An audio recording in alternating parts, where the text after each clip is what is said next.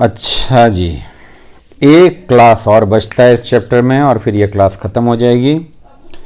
ठीक है, आखिरी चीज़ है भाई, fixed capital and working capital. दो कैपिटल होते हैं, वो हमारे पास बताया है इन्होंने, फिक्स्ड कैपिटल और working capital.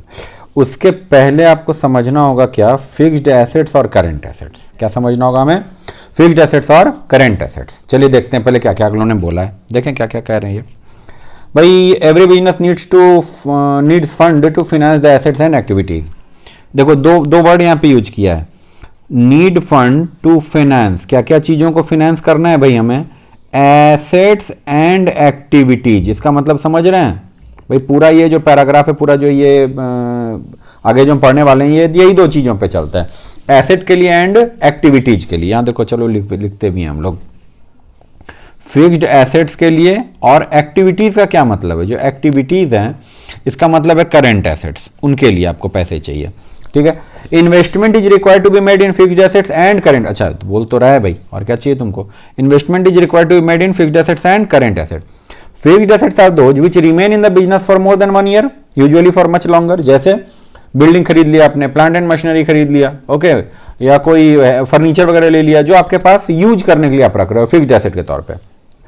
Decision to invest in fixed asset must be taken very carefully as the investment is usually quite large. हमने डिस्कस करा था कैपिटल बजटिंग डिसीजन के अंदर भी कि फिक्स्ड एसेट में जो आप इन्वेस्टमेंट करते हो बड़ा सोच समझ के करना है। यहाँ पे दो रीजन है भाई, एक तो अमाउंट रिक्वायर्ड जो होता है, amount required to be invested is quite large. और एक बात और है, प्लस एक बात और है, क्या है दूसरी बात, कि these decisions are usually irreversible but at a very high cost। क्या मतलब वही ऐसे पूरा करने का, पहली बात तो है भाई इसको खरीदने में आपको पैसे बहुत लगने, इसलिए सोच समझ के खरीदो। दूसरी बात, अगर आपने एक बार इसको खरीद लिया तो आप इस डिसीजन को ना पलट नहीं पाएंगे इस डिसीजन को। और अगर पलटना चाहेंगे तो भाई हैवी आपको क्या लगेगा, उसके अंदर आपको नुकसान उठाना पड़ेगा, बहुत कॉस्टली ये डिसीजन को पलटना होता है। मैं आपको एक पर्सनल एक व्यक्तिगत एग्जांपल दूं यहाँ पे। इस केस में मैंने बहुत सोच समझ के, बड़ा लोगों से पूछ के, बड़े रिव्यूज पढ़ के मैंने डिसाइड किया कि नहीं भाई चलो जो पढ़ाने की प्रक्रिया है ये हम लोग किस पे करेंगे, ये आईपैड पे करेंगे। तो मैंने क्या करा, बड़ा सोच समझ के, ये जो देखिए ये जो डिवाइस आपके सामने, मैंने ये आईपैड खरीदा, ठीक है, और मैंने इस पे पढ़ाना शुरू किया। मगर ऑफ लेट मुझे रियलाइज हुआ कि अगर मैं इसकी जगह क्या ले लेता, एक राइटिंग जो लैपटॉप होता है, जैसे एचपी का या लेनोवो का, इसके जो लैपटॉप आते हैं जिसको कि आप 360 घुमा देते हो और पेन भी साथ में होता है और आप उस पर लिख भी सकते हो, ठीक है। तो अगर मैं वो ले लेता, कॉस्ट ऑलमोस्ट दोनों के बराबर थे, थोड़ा बहुत ऊपर नीचे, कॉस्ट दोनों का बराबर था। मैंने क्या करा, पोर्टेबिलिटी के चक्कर में कि भाई ये ज्यादा पोर्टेबल है, इसको कैरी करना आसान है, ओके, तो मैंने इस चक्कर में ये ले लिया। अगर मैं वो ले लेता तो मेरे लिए ज्यादा बेटर, तो वो मेरे लिए मल्टीपर्पज डिवाइस होता। जब लैपटॉप की तरह यूज करना है तो लैपटॉप की तरह यूज कर लो, विंडोज में कई सारे सॉफ्टवेयर आते हैं, प्लस कनेक्टिविटी ऑप्शन ज्यादा थे, पेन ड्राइव लगा लो फटाक से कुछ भी। तो क्या है कि ये कैपिटल बजटिंग का डिसीजन था मेरे लिए, ठीक है। ये क्योंकि एक लॉन्ग टर्म एसेट में इन्वेस्टमेंट है, ये कोई मार्कर नहीं खरीद रहा, खरीदने का डिसीजन है कि भाई मार्कर हमने खरीद लिया कैमलिन का, अभी पसंद नहीं आया तो चलो अगली बार रेमंड का, ये रेमंड बोल रहा हूं मैं, सॉरी, इसका आता है यार रेनॉल्ड्स का, ठीक है, या किसी कोई भी कंपनी XYZ, अगर आपको इसका पसंद नहीं है दूसरे का मार्कर खरीद लो। ऐसे डिसीजन तो नहीं है ये डिसीजन क्या है, once you have made the decision, once you have purchase the asset, तो आप उसको रिवर्स, तो अच्छा क्या अभी ये हो सकता है कि मैं ये आईपैड लेकर के जाऊं वापस से अपने वेंडर के पास और मैं क्या बोलूं, नहीं भाई आप ये रख लो और मुझे इसके बदले आप एक काम करो, आप मुझे ना एक लैपटॉप दे दो, इसकी कीमत घटा लो। पहले तो वो मानेगा नहीं, और अगर मानेगा तो इस आईपैड की कीमत इतनी कम लगाएगा कि फिर मुझे क्या लगेगा कि नहीं यार इससे तो बेहतर है क्या कि भाई हम लोग क्या करें, इसी पे काम चलाएं जैसे भी होता है। और प्रैक्टिकली मैं आपको बताऊं, मैं अभी ये चीज कर भी रहा हूं। मुझे अभी लगता है बार बार कि लैपटॉप लेना could have been a better idea, लेकिन मैं फिर भी क्या कर रहा हूं, आईपैड पे काम चला रहा हूं। तो ये प्रैक्टिकल बात मैंने आपको बताई, एक प्रैक्टिकल बात। कई बार लोग ऐसा होता है, कई बार लोग क्या करते हैं, गाड़ी खरीद लेते हैं और जो कार खरीद लेते हैं 1 महीने बाद ही उसमें शिकायत करने लगते हैं, यार बेकार ये गाड़ी खरीद ली, इससे बढ़िया वो खरीद लेते, इससे बढ़िया वो खरीद लेते। तो ये जो इससे बढ़िया ये इससे बढ़िया वो करते, ये आपको पहले डिसाइड करना था। आपको शोरूम में जाके क्या करना चाहिए था, आपको गाड़ियों की टेस्ट ड्राइव लेनी चाहिए थी, आपको लोगों से पूछना चाहिए था। अगर आपके रिलेशन में, आपके रिश्तेदारों में, दोस्तों में किसी ने वो कार खरीद रखी है, आपको उसको चला के देखना चाहिए था। ये टूथपेस्ट थोड़ी है यार कि आपने पतंजलि खरीद लिया, वो पसंद नहीं आया तो अगले बार आपने कोई और मेसवाक खरीद लिया, वो दंत कांति, कुछ भी XYZ कोलगेट खरीद लिया। ऐसा नहीं है। जब आप कोई हैवी इन्वेस्टमेंट करते हो किसी एसेट में, तो वो एक तो पैसे बहुत लगने हैं उसमें, दूसरा अगर गलत डिसीजन ले लिया भाई तो उसको आप पलट नहीं सकते, और अगर पलटना चाहोगे तो ह्यूज कॉस्ट लगेगा। ये हम लोग पहले पढ़ चुके हैं, ठीक है। सो देखिए क्या है, फिक्स्ड एसेट आर दोज, ठीक है। Decision to invest in fixed asset must be taken very carefully. अच्छा जी, ये देखो इन्होंने क्या लिखा है, यही बात यहां पर भी लिखी है। Decision to invest in fixed assets must be taken very carefully because the investment is usually quite large. Such decisions are once taken are irrevocable, sorry इनको रिवोक नहीं कर सकते, irreversible भी, सॉरी मुझे irrevocable लिखना चाहिए था क्या, मैं लिख देता हूं भाई, जो लाइन यहां पे लिखी है वही लाइन हम भी लिख देते हैं।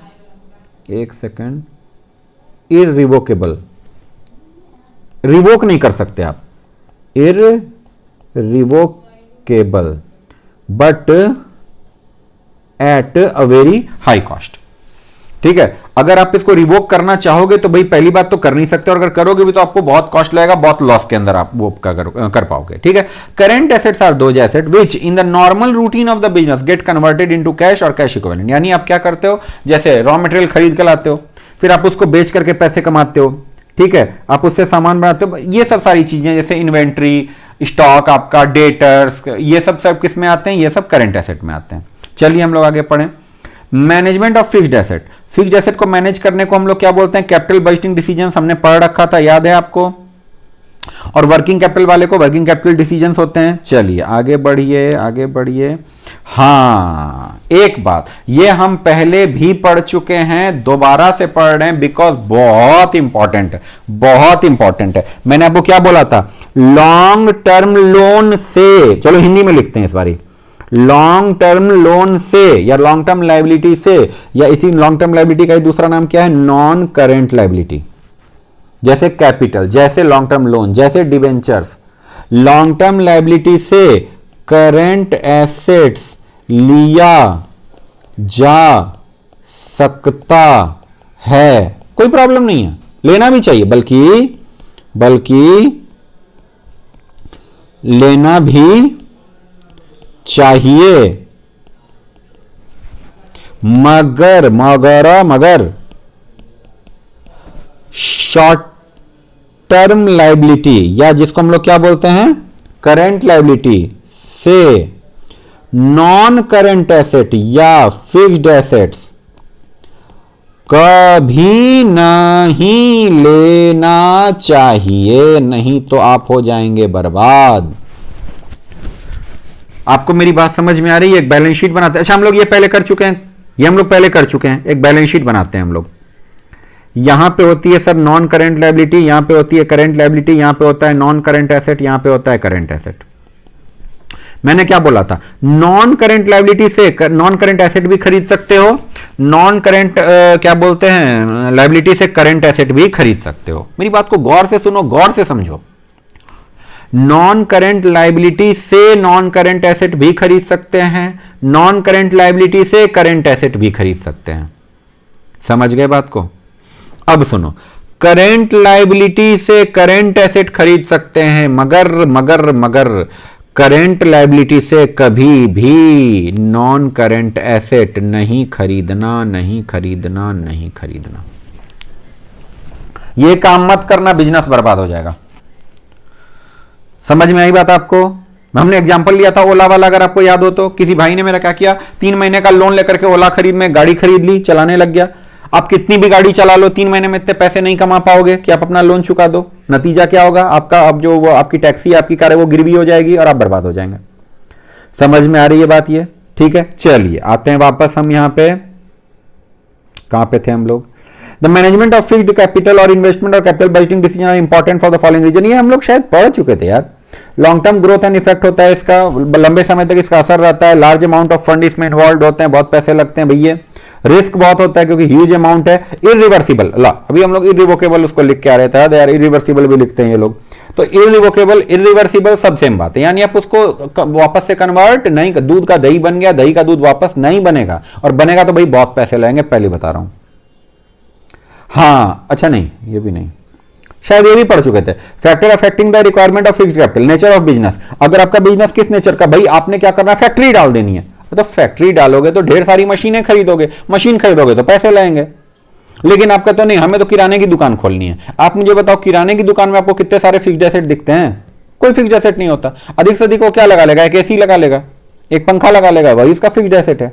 लेकिन अगर आप बोलते हो नहीं नहीं नहीं, हमें क्या करना है, हमें हमें हमें अच्छा फॉर एग्जाम्पल आप ही मुझे एक बात बताओ, अगर मैं बीड़ी बनाता हूं तो मुझे ज्यादा मशीन खरीदनी, या मैं सिगरेट बनाता हूं तो ज्यादा मशीन खरीदनी है? सोच के बताओ। मानते हैं आप, अगर मैं बीड़ी बनाऊंगा तो मुझे किस चीज की जरूरत है, वो लेबर इंटेंसिव, वहां मुझे वर्कर्स की जरूरत है। लेकिन अगर मैं सिगरेट बनाऊंगा तो वो क्या है, कैपिटल इंटेंसिव, वहां मुझे मशीन की जरूरत है। समझ रहे हैं आप लोग? अगला स्केल ऑफ ऑपरेशन, छोटे लेवल पे काम करोगे कम एसेट चाहिए होंगे, बड़े लेवल पे काम करोगे ज्यादा एसेट चाहिए होंगे। शायद ये सब हम कर चुके हैं जहां तक मुझे याद आ रहा है। चॉइस ऑफ टेक्निक ये हम लोग कर चुके हैं। ग्रोथ प्रोस्पेक्ट ये हम लोग कर चुके हैं। ठीक है, फिर भी एक बार चलो जब उठा लिया है तो चॉइस ऑफ टेक्निक, अगर आपको क्या करना है, लेबर इंटेंसिव काम करना है तो मशीन कम चाहिए, कैपिटल इंटेंसिव करना है तो ज्यादा चाहिए। टेक्नोलॉजी अपग्रेडेशन, अगर आप किसी ऐसे बिजनेस में जहां टेक्नोलॉजी हर दिन चेंज होती है तो आपको अपने मशीन को भी बार बार चेंज करना पड़ेगा, और आप ऐसी टेक्नोलॉजी में जहां मशीन चेंज ही नहीं होती। ठीक है, आपने जो मशीन आज से 20 साल पहले लगा रखी है आज भी उसी मशीन पे काम होता है, पूरी दुनिया उसी मशीन पे काम करती है यार, तो आपको भी बदलने की जरूरत नहीं है। जैसे अगर आप मोबाइल बनाते हो तो हर दिन मशीन चेंज हो सकती हैं, हर दिन हो सकता है, क्योंकि बड़ा ही डायनामिक वो इंडस्ट्री है। लेकिन अगर आप क्या बनाते हो, से फॉर एग्जांपल आप क्या बनाते हो, आटा बनाते हो गेहूं से, यार तो चक्की जो आपने खरीद रखी है वो 10 साल पुरानी चक्की भी वैसी होती थी, आज वाली चक्की भी वैसी ही होती है। कौन सी नई चक्की किसी ने बना दी जो 1 किलो गेहूं डालोगे 1.5 किलो आटा बना के निकाल देगा? ऐसी तो कोई चक्की बनी नहीं आज तक। तो आपको अपग्रेड करने की जरूरत कुछ खास है नहीं। ग्रोथ प्रोस्पेक्ट अगर आपको अपने बिजनेस को ग्रो करना है तो ज्यादा एसेट चाहिए होंगे, ग्रो नहीं करना है तो एसेट मत खरीदो। डाइवर्सिफिकेशन, आप आज तक क्या बना रहे थे, आप आज तक बना रहे थे सिर्फ वो आईटीसी वाले ना सिगरेट बना रहे थे, फिर उनका क्या मन किया आशीर्वाद का आटा भी बनाएंगे, फिर उनका क्या मन किया क्लासमेट के नोटबुक बनाएंगे, फिर उनका क्या मन किया बिंगो के चिप्स भी बनाएंगे, फिर उनका क्या मन किया मान लो फीएमआरडीवी का साबुन सोप भी बनाएंगे। तो अगर आपकी मर्जी आ रही है, आप अलग अलग चीजें बनाना चाह रहे हो, तो सबके लिए अलग अलग फैक्ट्री भी लगाओगे तो आपको ज्यादा फिक्स्ड एसेट भी लगेगा। ये हम कर चुके हैं, मुझे याद आ गया, हम कर चुके हैं। फाइनेंसिंग अल्टरनेटिव, अगर लीज पे चीजें मिल रही हैं, ये क्या बोलते हैं, किराए पे चीजें मिल रही हैं, तो किराए पे चीजों खरीद लोगे तो आपके पैसे कम लगेंगे। और लीज पे आप नहीं लेते हो, आप क्या करते हो, एसेट को खरीदने का डिसीजन लेते हो तो आपके पैसे ज्यादा लगेंगे। सोच समझ के करना। लेवल ऑफ कोलैबोरेशन, कभी कभी क्या होता है कुछ लोग मिलकर ज्वाइंटली एसेट खरीदते हैं। जैसे इन्होंने एग्जांपल दिया है कि जैसे अब मेरा एटीएम किसी पर्टिकुलर एरिया में नहीं है मेरे बैंक का, तो और आपके बैंक का है, तो मैं आपसे कोलैबोरेट कर लूंगा। नहीं तो क्या होगा, आप सोचो किसी भी जगह पे आप देखते होंगे कि वहां पे ना सिर्फ आईसीआईसीआई का एटीएम लगा हुआ है, नहीं तो क्या होता, मान लो इंडिया में मान लो 15 बैंक काम कर रहे हैं। अब सब लोग क्या डिसीजन ले, नहीं पैसे तो हमारे एटीएम से ही निकलेंगे। तो इंडिया में हर जगह आप जहां भी जाओगे आपको 15 एटीएम लाइन से दिखेंगे। वो क्या है, वो है वेस्टेज ऑफ रिसोर्सेस, बर्बाद होगा, कोई फायदा नहीं है। इसलिए सारे बैंक ने क्या किया, अपना अपना डेटा एक दूसरे के साथ मर्ज किया, मिलाया, एक कॉमन पोर्टल बनाया, कंसोलिडेटेड सिस्टम बनाया, और क्या डिसाइड किया, फॉर एग्जांपल देखो ना आप, मेरा एसबीआई में अकाउंट है लेकिन मैं आईसीआईसीआई के एटीएम से जाके पैसे निकाल लेता हूं। हैरत की बात है, मैजिकल, मैं बैलेंस भी पता कर लेता हूं। आप सोचो ना कि आईसीआईसीआई के एटीएम से मुझे अपने एसबीआई का अकाउंट बैलेंस कैसे पता चल जाता है? सोचो कितना लेवल ऑफ कोलैबोरेशन उनका बेहतर है। उन्होंने क्या डेटा अपना सारा बना करके एक जगह इकट्ठा करके रखा है। समझ रहे हैं बात को? चलिए, अच्छा वर्किंग कैपिटल का क्या मतलब होता है? वर्किंग कैपिटल वो पैसा होता है भाई जो आप डे टू डे में इस्तेमाल करते हो, डे टू डे बिजनेस के लिए। जैसे मैंने पतंजलि मेगा स्टोर खोला था, याद है? पतंजलि मेगा स्टोर के अंदर मैंने बिल्डिंग खरीद ली, मैंने एसी खरीद ली, मैंने इस तरह के एसेट्स खरीद लिए, कैपिटल बाइजिंग डिसीजन है। लेकिन मुझे कितना सामान लाके रखना है, कम सामान रखना है कि ज्यादा सामान रखना है, मुझे लोगों को उधार पे देना है या नगद बेचना, क्या करना है, ये सारे डिसीजंस कौन से होते हैं? ये वर्किंग कैपिटल के डिसीजन, डे टू डे वाले डिसीजंस। ठीक है, देखिए, ओके, पता नहीं मुझे ऐसा क्यों लग रहा है कि हम ये सब पढ़ चुके हैं। This investment facilitates smooth day to day operations of the business. Current assets are liquid but contribute less to the profit than the fee. अच्छा हाँ, देखो एक बात समझो, जो करेंट एसेट्स होते हैं ना उनमें लिक्विडिटी होती है। बात को समझो, करेंट एसेट्स हमें क्या देते हैं? लिक्विडिटी, और फिक्स्ड एसेट्स हमें क्या देता है? प्रॉफिटेबिलिटी। दोनों का अपना अपना फायदा है भैया। आप अच्छा फिक्स्ड एसेट खरीदोगे, मेगा फिक्स्ड एसेट खरीदोगे, तो वो आपको बढ़िया से काम करके देगा, आपके प्रॉफिट को बढ़ाएगा। लेकिन एक बात समझो, ऐसे मेरी बात समझो, मैंने क्या करा, बहुत बेहतरीन वो गेहूं पीसने वाली मशीन लगाई, कमाल की मशीन भाई साहब, कमाल की मशीन है ना, और काफी महंगी भी है मशीन, और इतने कमाल की मशीन है, 1 किलो गेहूं डालो 1.5 किलो आटा बना के निकालती है कुछ टेक्नोलॉजी उसके अंदर। लेकिन मैंने सारे पैसे उसी में लगा दिए। अब एक बात बताओ भाई, गेहूं खरीदने के लिए तो पैसे चाहिए, क्योंकि आपको तो आटा बेचना है। गेहूं खरीदने के लिए पैसे चाहिए। आपने चक्की तो लगा के रखी नहीं कि लोग अपना गेहूं लेके आएंगे, आटा पिसा के घर जाएंगे। आपने तो फैक्ट्री डाली, आपको वहां पे क्या करना है? गेहूं खरीदना है, उसका आटा वगैरह बना बना के आपको पैकेट में बेचना है। अब आपने मशीन में इतने पैसे लगा दिए कि आपके पास ना, वो क्या बोलते हैं, गेहूं खरीदने के ही पैसे नहीं बचे। अब आप बताइए, प्रॉफिटेबिलिटी तो जबरदस्त है, लिक्विडिटी है ही नहीं आपके पास। बात समझ में आ रही है? या आज गेहूं खरीदा, एक बात बताओ, आप आज गेहूं खरीदोगे तो क्या आज ही बेच के पैसे आ जाएंगे क्या? नहीं, आप आज गेहूं खरीदोगे, फिर उसको क्या करोगे? आज पीसोगे, फिर उसके कल जो होगे उसकी पैकिंग होगी, परसों वो दुकान पे सजेगा, अगले दिन जो है कस्टमर लेके उधार पे जाएगा, 2 दिन बाद वो पैसे देगा। यानी आज जो पैसे आपके गेहूं में लगे वो 6 दिन बाद आपके पास वापस लौट के आए। बाकी 6 दिन क्या करोगे? कहां से गेहूं लाओगे, कहां से पीसोगे? बात समझ में आई? नहीं तो एक काम करना, आज गेहूं खरीदना, आटा उसका बना देना, 6 दिन बैठे रहना, 7वें दिन फिर पैसा आएगा, फिर 1 दिन करना, फिर 6 दिन बैठे रहना। क्या आप मेरी बात को समझ पा रहे हैं? यानी यहां पे कहने का मतलब क्या है, आपको 2 चीजों के लिए पैसे चाहिए। एक एग्जांपल के तौर पे हम लोग लेके चल रहे हैं, तो आपको भैया दो चीजों के लिए तो आपको पैसे चाहिए। किन 2 चीजों के लिए? एक तो आपको मशीन खरीदने के लिए पैसा चाहिए। अच्छा देखो, अब मेरे पास सर कम पैसे, मैं क्या करूं? एक काम करो ना, वो आटा पीसने वाली मशीन को खरीदो मत, लीज पे ले लो, लीज पे ले लो, या उतनी महंगी मशीन मत खरीदो, थोड़ी कम महंगी मशीन खरीदो। भाई इतने आपके पास लिमिटेड पैसे हैं, तो या तो आप पैसों को बढ़ाओ कि नहीं भाई हम और ज्यादा पैसों का इंतजाम करेंगे, और नहीं तो आप एक काम करो, मशीन उतनी महंगी मत खरीदो, क्योंकि आपको जाहिर सी बात है कि आपको गेहूं खरीदने के लिए भी पैसे चाहिए। आप जिस फैक्ट्री में काम करोगे वहां का रेंट देने के लिए भी पैसे चाहिए। आप जो इंप्लॉइज को हायर करोगे उनको वेजेज सैलरी देने के लिए भी आपको पैसे चाहिए। बात को समझ रहे हैं? ओके, कहते हैं करंट एसेट से कुछ एग्जांपल बताओ भाई। कैश होता है, सिक्योरिटी, मार्केटेबल सिक्योरिटी जो फटाफट बिक जाती है, बैंक बैलेंस होता है, बिल्स रिसीवेबल होता है, डेटर्स है, फिनिश्ड गुड्स है, WIP है, रॉ मटेरियल, ये तीनों मिला के इसको इन्वेंट्री बोला जाता है। ये तीनों मिला के इसको क्या बोला जाता है? इन्वेंट्री। और ये दोनों मिलाकर के इसको बोला जाता है ट्रेड रिसीवेबल्स। हैं जी? चलो, अच्छा प्रीपेड एक्सपेंसेस वगैरह वगैरह, ठीक है, ओके। उसके बाद क्या कहते हैं भाई, करंट एसेट आपको भाई 11th में आपने पढ़ रखा है, दोबारा से क्या पढ़ोगे सारी चीज, अच्छा नहीं लगता।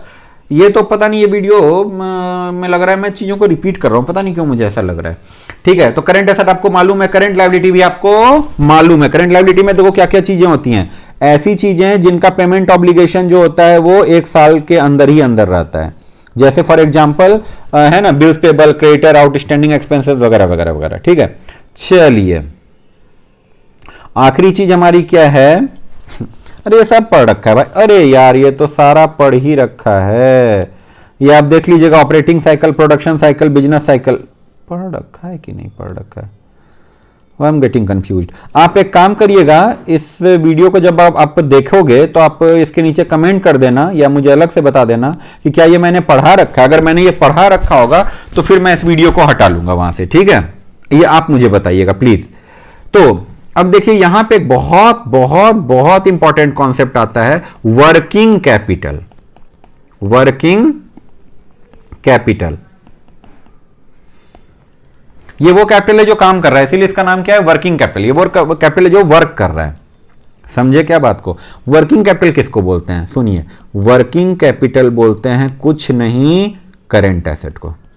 वर्किंग कैपिटल किसको बोलते हैं, करेंट एसेट्स को, या इसको कभी कभी कुछ लोग क्या बोल देते हैं, ग्रॉस वर्किंग कैपिटल। तो इसको लोग वर्किंग कैपिटल भी बोलते हैं और कभी कभी क्या बोल देते हैं, ग्रॉस वर्किंग कैपिटल। और एक वर्ड होता है net working capital. Net working capital का क्या मतलब होता है, देखो यहां पे है ना, ये देखो ये देखो ये देखो ये देखो ये देखो, नेट वर्किंग कैपिटल। इसका क्या मतलब होता है? इसका मतलब होता है sir current assets minus current liability. बहुत important, current asset minus current liability. एक एग्जांपल से देखेंगे हम लोग, ऐसे थोड़ी ना छोड़ देंगे इसको, एक एग्जांपल से देखेंगे। चलो देखते हैं फटाक से। ये हमने बनाया एक प्यारा सा balance sheet. Okay, non current liability 60 रुपए की, नहीं 80 रुपए की करो। नॉन करंट लायबिलिटी कितने की करो? 80 रुपए की। मेरे ख्याल से अब मुझे आपको एक्सप्लेन नहीं करने की जरूरत है कि भाई नॉन करंट लायबिलिटी बोलते किसको हैं, आपको मालूम है ये सब, ठीक है। नॉन करंट लायबिलिटी 80 रुपए की है, उसके अंदर कैपिटल आता होगा, लोन आता होगा, लॉन्ग टर्म लोन, डिबेंचर्स होते होंगे वगैरह वगैरह, है ना। इसके अंदर इक्विटी कैपिटल होगा, इसके अंदर प्रेफरेंस शेयर कैपिटल होगा। प्रेफरेंस शेयर कैपिटल मैंने अभी आपको ज्यादा एक्सप्लेन नहीं किया, ये आपको अकाउंट्स में पढ़ना है, ठीक है। इसके अंदर लॉन्ग टर्म लोन्स होंगे, डिबेंचर्स होंगे, एटसेट्रा। इसमें रिजर्व एंड सरप्लस भी होगा, सब आप अकाउंट्स में पढ़ोगे।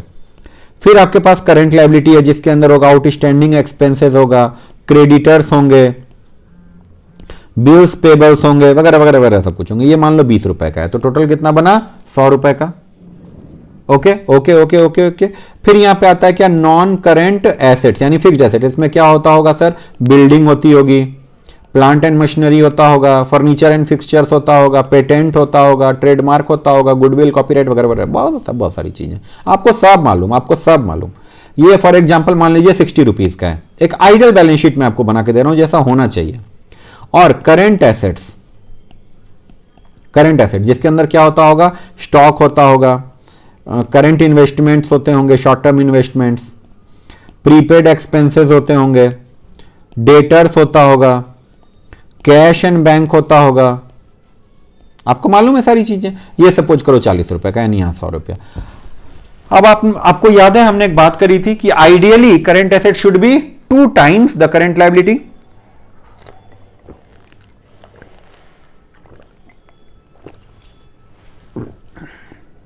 ये चीज आपको याद आ रही है? तो देखो हमने 40 रुपया बना दिया इसको। अब गौर से देखिए, अच्छा ये तो हम लोग, ये तो मुझे याद है भाई, ये तो हम लोग डिस्कस कर चुके हैं, फिर भी कर रहे हैं क्योंकि ये बहुत जबरदस्त तरीके से इंपॉर्टेंट है, जबरदस्त तरीके से इंपॉर्टेंट है। मैं यहां पे 2-3 बातें डिस्कस करूंगा और हर बात को आपको ध्यान से सुनना है, बहुत जबरदस्त ध्यान से सुनना है। जो करंट लायबिलिटी से हम पैसे लाते हैं उससे हम करंट एसेट भी खरीदते हैं। और मैंने क्या बोला? उससे हम सॉरी उससे नॉन करंट एसेट भी खरीदते हैं, ये नॉन करंट एसेट है, और उससे करंट एसेट भी खरीदते हैं। आप बोलोगे सर कैसे, आपको कैसे मालूम कि इससे करंट एसेट भी खरीदते हैं? बताइए आपको कैसे मालूम? देखिए मुझे ऐसे मालूम, करंट लायबिलिटी में 20 रुपए है और मेरे पास करंट एसेट कितने रुपए का है? 40 रुपए का। कहां से 20 रुपए से आप 40 रुपए की चीज कैसे खरीद लोगे? करंट लायबिलिटी है 20 रुपए की, करंट एसेट है 40 रुपए का। तो आप मुझे एक बात बताइए ना, आप 20 रुपया जेब में रख के 40 रुपए का सामान खरीद कैसे लेंगे? प्रैक्टिकली पॉसिबल है क्या? प्रैक्टिकली पॉसिबल नहीं है। इसका मतलब है कि हो ना हो करंट एसेट खरीदने के लिए किसी और ने हमारी मदद की है। तो किसने आपकी मदद की है बताइए ना? आपकी मदद की है नॉन करंट लायबिलिटीज ने। क्या ये बात आपको समझ में आई? ये जो 40 है, इसका 2 हिस्सा करो। इसमें से 20 रुपया किसने दिया है? पहले तो करंट लायबिलिटी का नाम लिख देते हैं, या जिसका भी नाम लिखो, डजंट मैटर। इसमें से 20 रुपया दिया है किसने? नॉन करंट लायबिलिटीज ने, और 20 रुपया दिया है करंट लायबिलिटीज ने। क्या ये बात आप समझ पा रहे हैं या नहीं समझ पा रहे हैं? और ये जो 60 है, इसमें पूरा पूरा पैसा किसने दिया है? नॉन करंट लायबिलिटीज ने। अब मेरा आपसे पहले तो ये समझ गए कि नहीं समझ गए? नहीं समझेंगे अभी भी तो अपराध है, समझना होगा आपको, ठीक है। ये जो करंट एसेट है 40 रुपए। अच्छा चलो अब मेरे आपसे कुछ क्वेश्चन हैं। पहला क्वेश्चन मेरा, सर ग्रॉस वर्किंग कैपिटल कौन है? ग्रॉस वर्किंग कैपिटल कौन है? तो आपका जवाब क्या होगा? सर ग्रॉस वर्किंग कैपिटल होता है करंट एसेट, यानी ये है। दूसरे कलर का पेन ढूंढे, चलो ये कलर ढूंढते हैं। सर ये मेरा क्या है? ये 40 रुपया क्या है मेरा? Gross working capital. कोई ऐतराज? और सर नेट वर्किंग कैपिटल किसको बोलते हैं? सर नेट वर्किंग कैपिटल उसको बोलते हैं जब हम नेट वर्किंग कैपिटल, ये होता है current asset minus current liability, यानी 40 माइनस 20 यानी 20। आप जानते हैं किसको हम नेट वर्किंग कैपिटल बोल रहे हैं? नेट वर्किंग कैपिटल है करंट एसेट का वो हिस्सा, ध्यान से सुनिए, नेट वर्किंग कैपिटल है करंट एसेट का वो हिस्सा जो नॉन करंट लायबिलिटी से मिला है, यानी ये वाला 20, ये क्या है, नेट वर्किंग कैपिटल। इसका नाम सोचिए नेट वर्किंग कैपिटल। बहुत बहुत बहुत इंपॉर्टेंट। करंट एसेट पूरे का पूरा क्या कहलाता है, ग्रॉस वर्किंग कैपिटल, और करंट एसेट का वो हिस्सा जो उसको किससे मिला है, नॉन करंट लायबिलिटी से, वो क्या कहलाता है, नेट वर्किंग कैपिटल। बात आपको समझ में आई? इसमें अगर दिक्कत रहेगी तो आप फिर मुझसे पूछिएगा, ये जितनी बार पूछेंगे ना आप, मैं उतनी बार बताऊंगा ये चीज। कोई ऐतराज? कोई ऐतराज? ठीक है, चलिए आगे बढ़ते हैं हम लोग। तो नेटवर्किंग कैपिटल हमारा मिल गया, आगे बढ़े। मेरे ख्याल से ये सारा कुछ हो रखा है। Factors affecting the working capital requirement, nature of business, ये हमने कर रखा था। नेचर ऑफ बिजनेस में क्या है भाई, अगर आपका ऑपरेटिंग साइकिल क्या है, जैसे देखो अगर आपका मैन्युफैक्चरिंग बिजनेस है, आप क्या करते हो, सामान पहले रॉ मटेरियल खरीदते हो, फिर उसको बनाते हो, फिर उसको बेचते हो, और फिर आपको पैसा मिलता है, तो आपको वर्किंग कैपिटल ज्यादा लगेगा। लेकिन आप क्या करते हो, सिर्फ सामान खरीदते हो और बेच देते हो। जैसे फॉर एग्जाम्पल मैं आपसे डिस्कस करता हूं एक चीज। मैं क्या करता हूं, मैंने फॉर एग्जाम्पल आप ले लो, मैंने क्या किया, कोई सामान है, जैसे मैं आपको क्या बोलूं, फल है ना, मैं क्या करता हूं, फल खरीदता हूं होलसेल मंडी से और मैं रिटेल में जाके बेच देता हूं। तो मेरा जो ऑपरेटिंग साइकिल है वो छोटा है। कैसे छोटा है, मैंने आज फल खरीदा, कल बेच दिया, मुझे पैसे आ गए। ऑपरेटिंग साइकिल का मतलब होता है, ये सारी चीजें किसको डिनोट करती हैं, ये एक बार पैसा आना, यहां पे पैसा आया और यहां पे आके पैसा वापस निकला। मैंने सामान खरीदा तो मैंने पैसे इन्वेस्ट करे, फिर अगले दिन वो बिक गया, मुझे वापस से पैसे मिल गए। तो मेरा ऑपरेटिंग साइकिल क्या है, बहुत ही छोटा। मुझे फटाक जो पैसा जाता है फटाक लौट के आता है, तुरंत लौट के आता है। लेकिन अगर मैं उस फल से क्या करता हूं, जैम बनाता हूं। अब सुनिए, मेरा आज का गया हुआ पैसा मेरे पास 10 दिन बाद, 15 दिन बाद, 1 महीने बाद लौट के आएगा। क्यों? मैंने आज फल खरीद लिए, फिर मैं उसको जो भी प्रोसेस है जैम बनने के लिए उस प्रोसेस में डालूंगा, उसमें 4-5 दिन लगेंगे, फिर वो बिक्री के लिए दुकान में जाएगा, उसमें फिर टाइम लगेगा, फिर लोग उसको खरीदेंगे, फिर मुझे पैसा लौट के आएगा। लेकिन तब तक अगले दिन अगला भी तो दिन आएगा, उस दिन मुझे फिर से फल खरीदना है ना, फिर अगला दिन आएगा, मुझे फिर से फल खरीदना है ना। मेरे पास पैसे तो अभी तक लौट के नहीं आए, पैसे तो 10 दिन बाद लौट के आएंगे। तो मेरा जो वर्किंग कैपिटल रिक्वायरमेंट है वो 10 दिन के बराबर हो जाएगा। तो आपका जो ऑपरेटिंग साइकिल है ये जितना बड़ा होगा, आपको उतने दिनों का वर्किंग कैपिटल चाहिए। सपोज करो, फॉर एग्जांपल सपोज करो, मुझे एक दिन में जरूरत पड़ती है 1 लाख रुपए की फल खरीदने के लिए, वगैरह वगैरह सारी चीजों के लिए, और मेरे पास मेरा पैसा लौट के आता है 10 दिन में, तो मेरा वर्किंग कैपिटल रिक्वायरमेंट हो गया 10 लाख। लेकिन अगर मेरा पैसा लौट के आता है 3 दिन में, तो मेरा वर्किंग कैपिटल रिक्वायरमेंट कितना होगा, 3 लाख। तो working capital requirement per day multiplied by operating cycle in days. समझ रहे हैं? तो यहां पे देखो अगलों ने वर्ड क्या लिखा है, बड़ा प्यारा सा, a trading organization usually need a lower amount of working capital compare to a manufacturing organization. अगर आप माल बना के बेचते हो, आपको ज्यादा, आपका ऑपरेटिंग साइकिल बड़ा है, माल आने से पैसा लगने से लेके पैसा निकलने तक का जो ड्यूरेशन है वो ज्यादा है। और अगर ट्रेडिंग ऑर्गेनाइजेशन तो फटाफट पैसा आता है जाता है। तो ये सिचुएशन है। स्केल ऑफ ऑपरेशन, आप जितने बड़े लेवल पे काम करोगे, ठीक है, तो वहां पे आपको उतना ज्यादा सामान रखना पड़ेगा, उतना ज्यादा डेटर बनाना पड़ेगा, सब कुछ ज्यादा रहेगा, पैसे भी ज्यादा रहेंगे। ये तो भाई फिक्स्ड कैपिटल भी यहीं पे ज्यादा लगता है, वर्किंग कैपिटल भी यहीं पे ज्यादा लगेगा। बिजनेस साइकिल का मतलब क्या होता है, जब आपके बिजनेस में तेजी आएगी, बहुत तेजी, जबरदस्त तेजी आएगी, तो आपको ज्यादा पैसे लगेंगे, क्योंकि आपको ज्यादा सामान बनाना है, आपको अपनी मैन्युफैक्चरिंग को डबल करना है, ट्रिपल करना है। और जब बिजनेस में मंदी आएगी तो वर्किंग कैपिटल भी कम लगेगा। प्रोडक्शन साइकिल देखो, मैं अपना सामान बनाता हूं 2 दिन में बनकर तैयार हो जाता है, आप अपना सामान बनाते हो आपको 6 दिन लगते हैं। तो बताइए किसको ज्यादा वर्किंग कैपिटल चाहिएगा? आपको, जाहिर सी बात है, क्योंकि मैंने सामान 2 दिन में बना लिया तो तीसरे दिन वो बिक भी जाएगा, मुझे पैसे मिल जाएंगे। तो मेरी वर्किंग कैपिटल रिक्वायरमेंट कितने की, आज, कल और परसों, क्योंकि अगले दिन तो मुझे आज वाले पैसे मिल जाने हैं। लेकिन आप सामान बनाते हो 6 दिन में, तो आज आपने बनाया, पैसे तो 7वें दिन आएंगे, लेकिन कल तो आपको फिर से बनाना है ना, तो कल पैसे कहां से लाओगे? अपनी जेब से दोगे।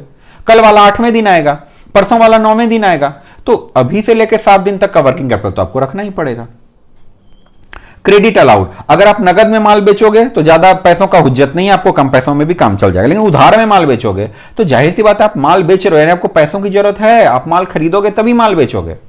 लेकिन डेटर है वो पैसे देकर राजी नहीं है, डेटर जो है वो पैसे दे के राजी नहीं है, तो जितने दिन तक डेटर पैसे नहीं देगा उतने दिन तक आपको अपनी जेब से पैसे निकालने पड़ेंगे, और अल्टीमेटली क्या होगा कि आपको वर्किंग कैपिटल की रिक्वायरमेंट ज्यादा होगी। क्रेडिट सॉरी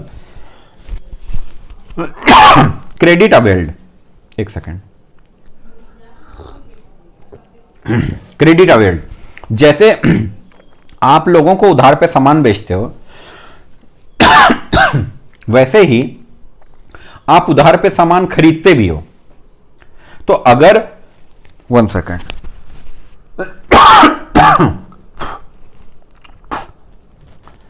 जैसे आप उधार पे सामान बेचते हो वैसे ही आप उधार पे सामान क्या करते हो, खरीदते भी हो। तो अगर आपने जहां से सामान खरीदा है वो आपको उधार देने के लिए तैयार है तो आपके पैसों की बचत हो जाएगी। और अगर वो कहता है ना ना ना ना हम तो नगद में बेचेंगे, मेरी बात समझो, अगर आप आटा बेच रहे हो तो पीछे आप गेहूं किसी न किसी से तो खरीद रहे हो ना, तो जो गेहूं आपको दे रहा है वो अगर उधार पे देने के लिए तैयार है तो आपके पैसे बच गए, वर्किंग कैपिटल की रिक्वायरमेंट कम हो गई। और अगर वो बोलता है ना ना ना मैं तो इस हाथ दे उस हाथ ले वाला काम करता हूं मैं, ठीक है, यानी क्या, आप मुझसे गेहूं खरीदोगे हाथ के हाथ पैसे रख के जाओ, आपको ज्यादा पैसे देने पड़ेंगे। और वो भाई और ज्यादा उसका स्वैग है, क्या वो क्या बोलता है, पहले एडवांस जमा करो फिर मैं गेहूं दूंगा आपको। मतलब क्या बताऊं, मेरे बिजनेस में यह हालत हो रखी है कि मैं जिससे गेहूं लेता हूं वो एडवांस जमा करने के बाद गेहूं देता है।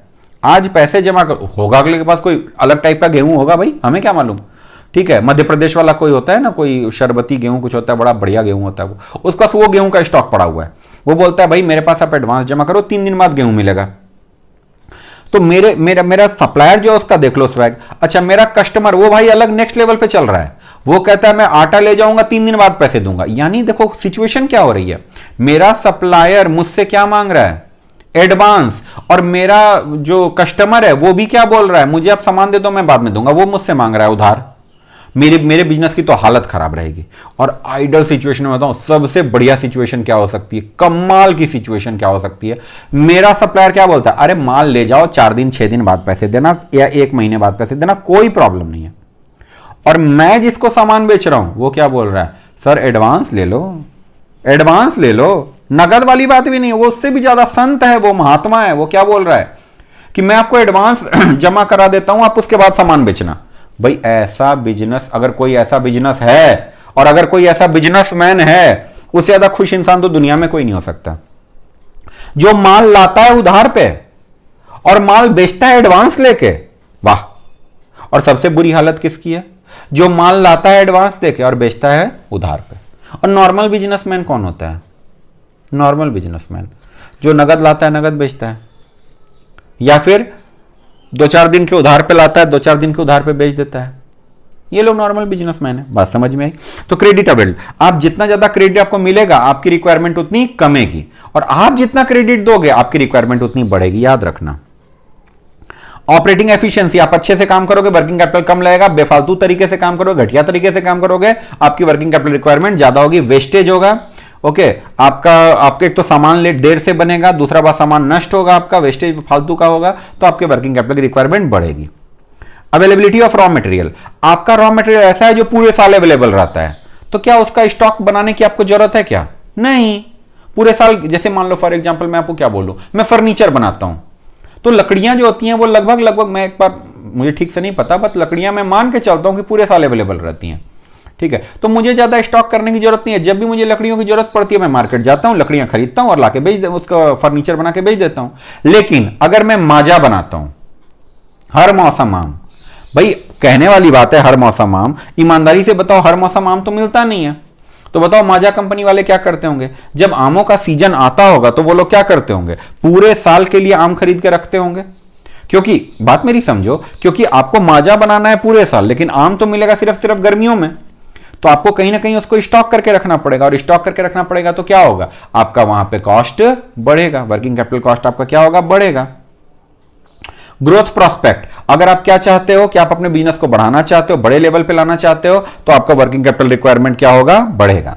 कंपटीशन, अगर मान लो कंपटीशन आपका बहुत ज्यादा है, ठीक है, और आपको लगता है अरे यार सामने वाला तो कमाल का काम कर रहा है, तो आपको अपने यहां ना स्टॉक लेवल बढ़ाना पड़ता है कंपटीशन के चक्कर में। क्यों, मान लो कल को कोई कस्टमर आ गया, उसने तुरंत बोला मेरे को चाहिए, मतलब चाहिए, और आपका जो कंप्यूटर है वो देने के लिए तैयार है, हाँ हमारे पास बन के रखा हुआ, ले जाओ ले जाओ ले जाओ, आपके पास बन के रखा ही नहीं है, आप बोलते हो 2 घंटे 3 घंटे 2 दिन 3 दिन रुकना पड़ेगा, तो कस्टमर क्या करेगा, सामने वाले से ले जाएगा माल।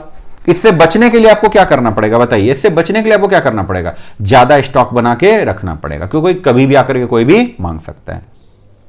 इन्फ्लेशन, इन्फ्लेशन देखो क्या है, इन्फ्लेशन का मतलब होता है कि चीजों की कीमत में वृद्धि। अगर चीजों की कीमत बढ़ रही है, अगर राइजिंग प्राइसेस, इन्फ्लेशन मतलब क्या होता है सर, राइजिंग प्राइसेस, तो अगर आप जितनी कीमतें बढ़ेंगी आपको उतना ज्यादा पैसा लगाना पड़ेगा।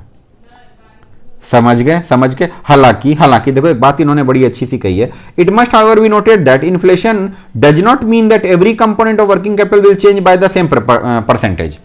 अगर इन्फ्लेशन 5% है तो जरूरी नहीं है कि मटेरियल की कीमत भी 5% बढ़ जाएगी, लेबर की कीमत भी 5% बढ़ जाएगी, हर एक्सपेंस 5% बढ़ जाएगा, ऐसा नहीं है।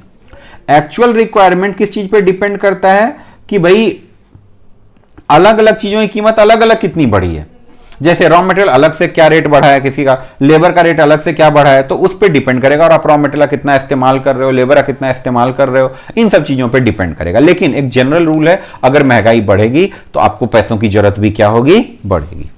ठीक है, आई थिंक हमने सारी चीजें कर ली, और समरी आप पढ़ोगे, एक्सरसाइज के क्वेश्चन आप बनाओगे, ओके ये सब आप बनाएंगे आप, या इसके लिए अगर आप कहें तो इसके लिए एक क्लास हम लोग अलग से रिकॉर्ड करके डालेंगे, जिसमें हम लोग एक्सरसाइजेस वगैरह, ये एक ऑब्जेक्टिव टाइप क्वेश्चंस, ये तुम्हारा क्या बोलते हैं इसको, one second, short answer, long answer, ये सब कुछ हम लोग डिस्कस करेंगे।